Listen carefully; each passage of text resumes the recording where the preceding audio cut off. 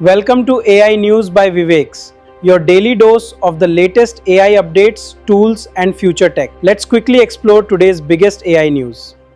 आज के इस चर्चा में सभी का स्वागत है। आज हम टेक दुनिया की एक ऐसी चौंकाने वाली सच्चाई पर बात करने वाले हैं जिसने बड़ी बड़ी कंपनियों की नींद उड़ा दी है। हम हमेशा सुनते आए हैं ना कि एआई आ जाएगा, इंसानों की जगह ले लेगा क्योंकि ये बहुत सस्ता है।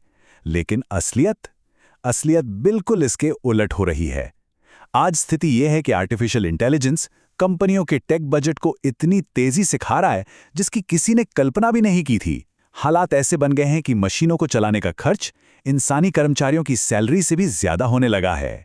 तो चलिए सीधे उस सबसे बड़े सवाल पर आते हैं जो आज हर टेक कंपनी के बोर्ड रूम में गूंज रहा है।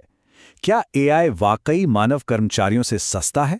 जब जनरेटिव एल्गोरिदम आए थे तो हर किसी को लगा कि ये खर्चे कम करने का एक जादुई तरीका है। लेकिन आज जब असली बिल सामने आ रहे हैं तो कंपनियां अपना सिर पकड़कर बैठ गई हैं। क्या वाकई ये एक सस्ता विकल्प है या फिर इसके पीछे कोई बहुत बड़ा छिपा हुआ खर्च है जिसे हम नजरअंदाज कर रहे थे? दरअसल जो हमने सोचा था और जो आज हो रहा है उसमें जमीन आसमान का फर्क है। भ्रम ये था कि एआई हमारे सारे काम ऑटोमेट कर देगा और कॉर्पोरेट जगत के करोड़ों रुपए बचाएगा। पर आज की रियलिटी चेक क्या है? आसमान छूते टेक बिल और पूरी तरह से खत्म होते कॉर्पोरेट बजट। जिन टूल्स को पैसे बचाने के लिए लाया गया था वे ही आज कंपनियों के खजाने खाली कर रहे हैं। भाग 1, ऊबर का बजट बर्न, 3 साल का बजट कुछ ही महीनों में खत्म। अब जरा इस नंबर पे गौर कीजिए। सिर्फ 4 महीने ऊबर ने अपने एआई कोडिंग के लिए एक बजट तैयार किया था। और पता है प्लान क्या था? ये बजट पूरे 2026 तक चलना चाहिए था। लेकिन हुआ क्या? उन्होंने एक ही साल के अंदर महज 4 महीनों में उस पूरे बजट को स्वाहा कर दिया। ये नंबर साफ दिखाता है कि हमारे अनुमान और असल खर्च के बीच कितनी बड़ी खाई पैदा हो चुकी है। और सबसे बड़ी विडंबना तो ये है कि उबर ने खुद ये मुसीबत मोल ली थी। उन्होंने अपने एआई रोलआउट को एक गेम की तरह बना दिया था।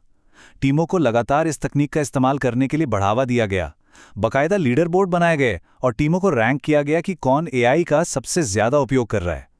ये सब इस बात को समझे बिना हो रहा था कि एआई पे डाला गया हर एक प्रॉम्प्ट कंपनी के लिए एक बहुत बड़ा वित्तीय जाल बुन रहा था। साफ शब्दों में कहें तो जितना ज्यादा इस्तेमाल उतना ही भारी भरकम बिल। भाग 2, माइक्रोसॉफ्ट का बदलाव, एआई के बेकाबू बिल पर लगाम लगाना। उबर ही नहीं, माइक्रोसॉफ्ट जैसी दिग्गज कंपनी को भी इसी परेशानी का सामना करना पड़ा। इस भारी वित्तीय नुकसान को रोकने के लिए उन्हें अचानक महंगे थर्ड पार्टी टूल्स पर रोक लगानी पड़ी।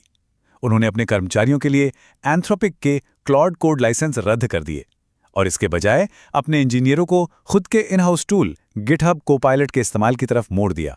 यह भारी खर्चों को तुरंत रोकने का एक बहुत बड़ा और सख्त कदम था। यहाँ सबसे दिलचस्प बात यह है कि ये यूटर्न कितनी जल्दी लिया गया। ये रोक एक बड़े आंतरिक अभियान के मुश्किल से 6 महीने बाद ही आ गई। सोचिए, बस 6 महीने पहले ही हजारों डेवलपर्स, डिजाइनर्स और प्रोजेक्ट मैनेजर्स को क्लॉड का इस्तेमाल करने के लिए भारी प्रोत्साहन दिया गया था। मतलब रोलआउट इतना ज्यादा सफल हो गया कि उसका खर्च ही कंपनी के लिए गले की हड्डी बन गया। हालांकि कहानी का एक दूसरा पहलू भी है। पैसे बताने के लिए भले ही आम कर्मचारियों की पहुंच सीमित कर दी गई हो, लेकिन जो बड़ी बड़ी कॉरपोरेट साझेदारियां हैं वो अपनी जगह पूरी तरह से कायम है। एंथ्रोपिक के साथ उनका $multi-billion का समझौता और प्रमुख एज़्योर क्लाउड कमिटमेंट्स आज भी वैसे ही चल रहे हैं। इससे यह साफ हो जाता है कि एआई का बुनियादी ढांचा अभी भी उनके बिजनेस के लिए बेहद जरूरी है। बस वो रोजमर्रा का फुटकर खर्च था जो उनके कंट्रोल से बाहर हो रहा था। भाग 3, टोकन का अर्थशास्त्र, टेक उद्योग का छिपा हुआ यूटिलिटी बिल। तो आखिर ये बिल इतने ज्यादा आ क्यों रहे हैं? इसे समझने के लिए हमें मशीन लर्निंग की सबसे बुनियादी इकाई को समझना होगा जिसे टोकन कहते हैं। जब भी हम एआई को कोई निर्देश या प्रॉम्प्ट देते हैं तो सिस्टम उस टेक्स्ट को छोटे छोटे टुकड़ों में बांट देता है। इन्हें ही टोकन कहा जाता है। ये बिल्कुल हमारे घर के बिजली के मीटर की तरह काम करता है। जैसे जैसे बत्तियां जलती रहती हैं, बिल बढ़ता जाता है। ठीक वैसे ही जितने ज्यादा टोकन प्रोसेस होंगे, कंपनियों का इनवॉइस उतना ही बड़ा होता जाएगा। और मजे की बात यह है कि Amazon और मेटा जैसी कंपनियों ने भी इस आग में घी डालने का ही काम किया है। इन्होंने भी अपने कर्मचारियों को एआई का ज्यादा से ज्यादा इस्तेमाल करने के लिए प्रेरित किया। अब आप खुद सोचिए, जब हजारों कर्मचारी रोजाना इतने बड़े पैमाने पर एआई से काम लेंगे तो टोकन की खपत तो आसमान छुएगी ही। और इसी के साथ बढ़ता जाएगा वो छिपा हुआ डिजिटल यूटिलिटी बिल। भाग 4 उद्योग की वास्तविकता, कंप्यूटर बनाम कर्मचारी। इस पूरी स्थिति की गंभीरता को अगर समझना हो तो एनवीडिया के एग्जीक्यूटिव ब्रायन केंजर के इस बयान को देखिए। ध्यान रहे, ये उस कंपनी के अधिकारी हैं जो इस पूरी एआई क्रांति को हार्डवेयर पावर दे रही है। उनका कहना है कि उनकी टीम के लिए कंप्यूटिंग की लागत पहले ही कर्मचारियों की लागत से ज्यादा हो चुकी है। जब एआई को चलाने वाली कंपनी खुद ये मान रही है कि मशीन का खर्च इंसानों की सैलरी से ज्यादा हो गया है, तो ये एक बहुत बड़ा वेकअप कॉल है। और भविष्य की तस्वीर तो और भी डरावनी है। गोल्डमैन सैक्स का ये अनुमान देखिए, अगर आज एंटरप्राइज टोकन खपत का पैमाना 1 पर है तो अंदाजा है कि 2030 तक, यानी इस दशक के अंत तक, ये मांग 24 गुना तक बढ़ जाएगी। ये कोई मामूली उछाल नहीं है। इस मांग को पूरा करने के लिए कितने विशाल डेटा सेंटर्स और कितनी ज्यादा ऊर्जा की जरूरत पड़ेगी, इसका अंदाजा लगाना भी मुश्किल है। अब यहाँ एक और बड़ा विरोधाभास सामने आता है।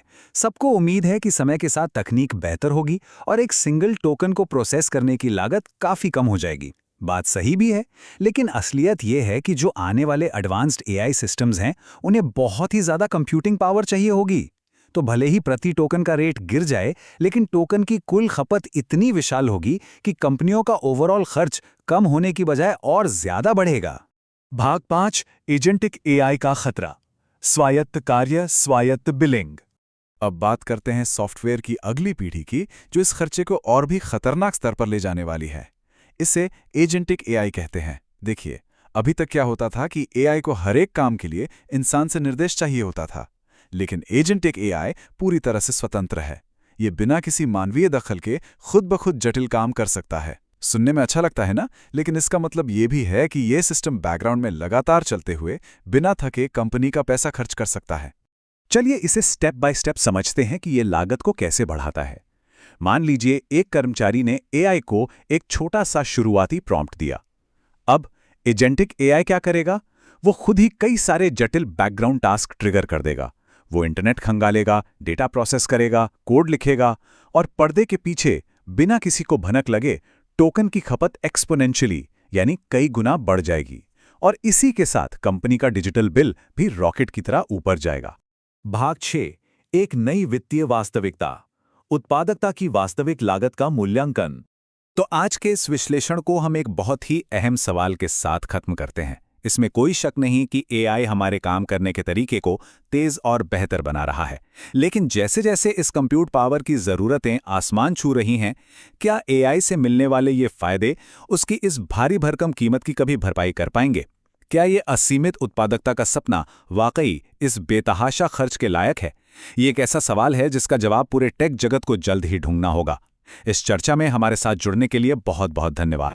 Thanks for watching AI News by Vivek. Subscribe for daily AI updates, and I'll see you in the next video. Stay smart, stay updated.